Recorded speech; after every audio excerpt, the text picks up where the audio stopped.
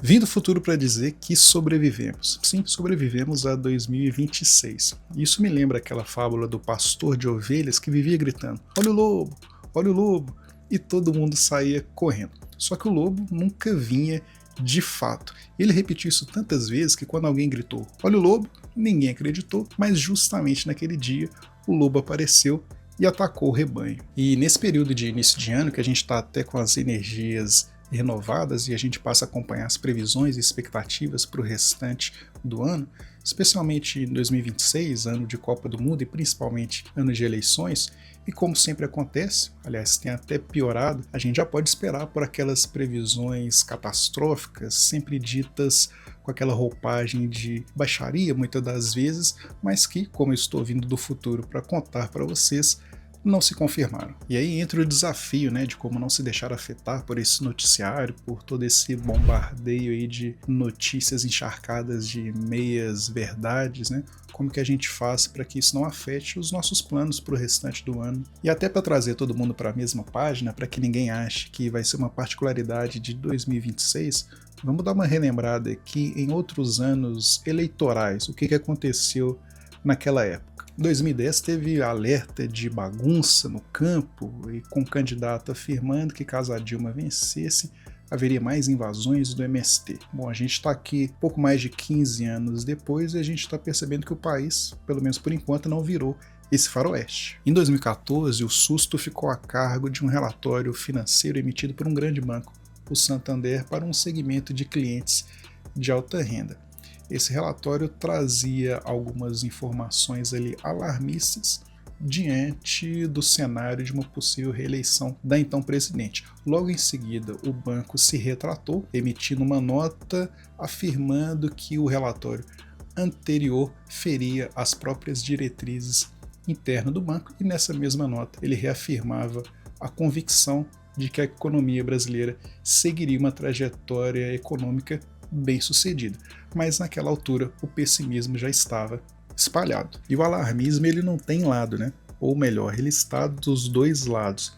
Em 2018, aliás, se a gente voltasse 2 anos antes, em 2016, houve o processo de impeachment, e então, pelo campo político da esquerda, digamos assim, a figura do ex-presidente Temer era pintada como a pior figura do mundo. Era vampirão, fora Temer, bradavam a qualquer oportunidade. Chegou inclusive a ser um destaque em uma escola de samba. Só que ali, logo depois, em 2018, aí sim, sob o ponto de vista desse grupo político, veio a ser eleito a pior figura possível. E nada melhor do que essa realidade, hoje olhando em retrospectiva, para ilustrar a fábula do pastor e as ovelhas e o lobo. Gritaram tanto, olha o lobo, no fora Temer, que quando o lobo apareceu, ninguém acreditou.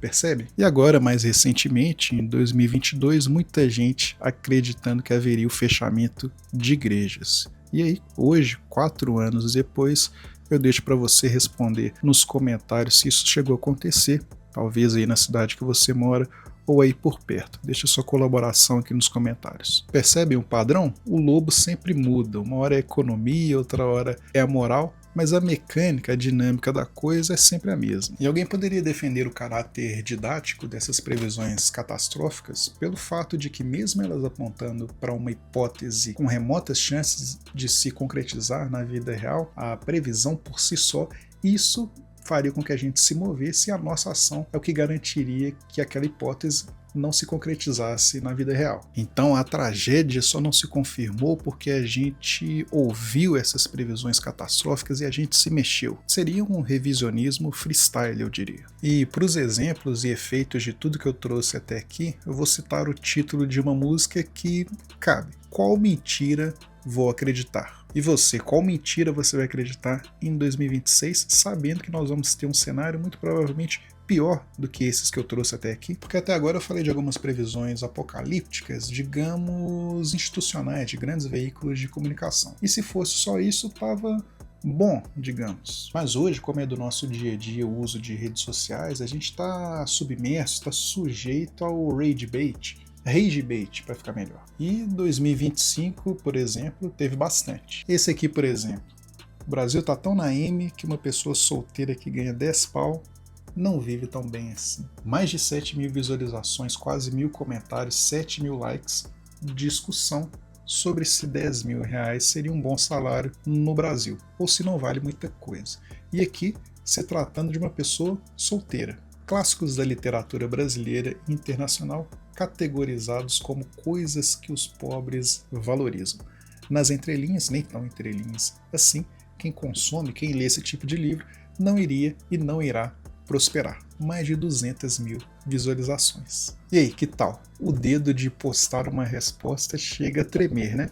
Pois é, eu entendo. Então, previsões alarmistas de um lado, rage bait do outro. Ou, na verdade, tudo do mesmo lado. Tudo isso a troco de quê? Da perda do seu tempo gasto gerando engajamento para esse tipo de conteúdo e do ganho de dinheiro com o engajamento que você gerou, seja para a mídia tradicional, seja para o influenciador da vez. Vamos ter em mente que toda previsão ou post aparentemente controverso deveria passar por um filtro nosso de algumas perguntas. O que teria de fato que acontecer na vida real para aquela previsão se concretizar? Muitas vezes pegam a realidade de uma bolha e tratam como se fosse algo geral. Quem é o mensageiro e o que ele ganha com isso? Essa pessoa que na prática está gritando: olha o lobo, o que ela vende?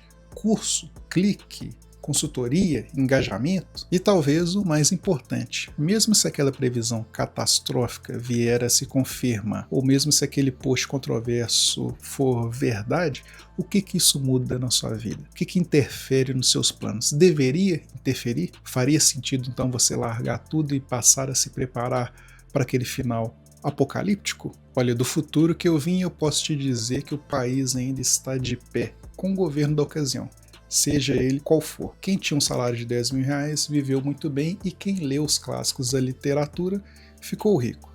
Talvez não monetariamente, mas uma riqueza subjetiva, certamente. Mas e você, sabendo de tudo isso, como você pretende se preparar? Vai mudar seus planos a cada ruído bombástico da mídia, das redes sociais, ou vai se manter fiel àquilo que você se propôs a fazer?